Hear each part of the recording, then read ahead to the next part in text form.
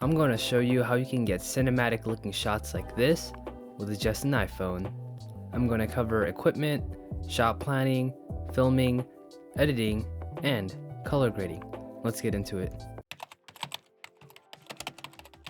So the first equipment you'll need to make cinematic footage with your iPhone is a tripod. Now this is just a super cheap tripod. I think it's even broken right here.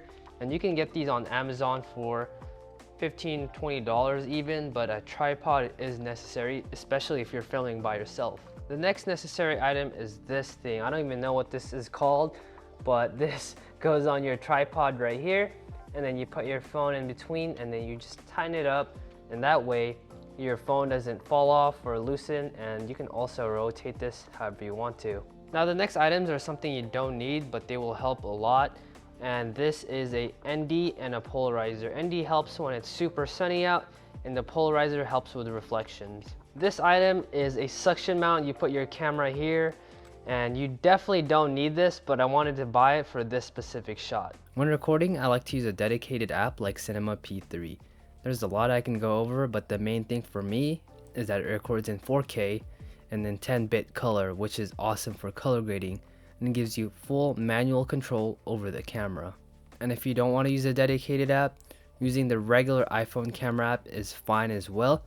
I just want full control over the camera. Shot planning is super important. This is what my shot list looks like for this video. Just having it all planned out just makes everything run so much smoother. And if you're starting out, just keep it super simple. Don't overcomplicate it. Don't make it crazier than it needs to be, because you'll get to the point where it just feels way too overwhelming and you don't want to do it. But if you don't have control over what you're shooting, the most important key factors are wide shots, medium shots, and close-up shots. Just having those three things in the video just really encapsulates and puts the viewer in that position. Now let's film the scene you guys watched earlier. Now let's start filming. When it comes to filming, how you set up the camera is everything. Keep in mind factors like reflection, lighting, and most importantly, shot composition. Don't be afraid to modify your shot list as you go. If you're unsure what makes a good shot, using the rules of thirds is a good place to start, but please don't overuse it. The most integral part of this shoot was the hood shot. Not only is it terrifying having your phone on a moving vehicle, but you have to worry about the camera shaking as well. Thankfully, my phone stayed on with no problems, and for the last scene, I just placed my phone next to a bush. Alright, it's recording. Hopefully no one steals my phone. With everything recorded, let's start editing. So step 1 of editing is cutting. Let's drop the footage over a song and make cuts accordingly. Pretty simple, right? Try to maintain the story from your shot list, as this is the most important part. Step 2 of editing is color grading, and this is my process in DaVinci Resolve. So let's jump into the color tab and add a node, and the shortcut for this is Option S. And let's add color space transform, and let's change the input color to Rec 2020, input gamma to Rec 2100 HLG, output color Rec 709, output gamma Cineon film log.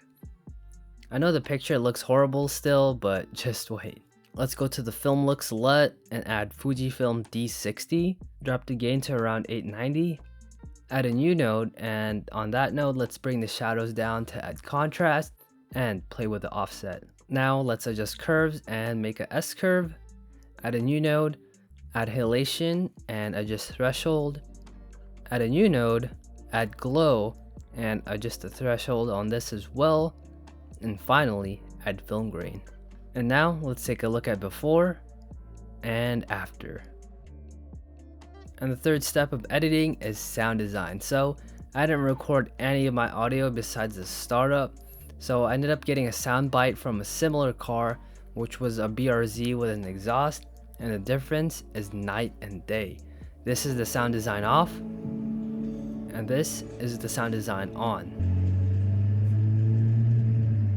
Now let's take a look at the final result.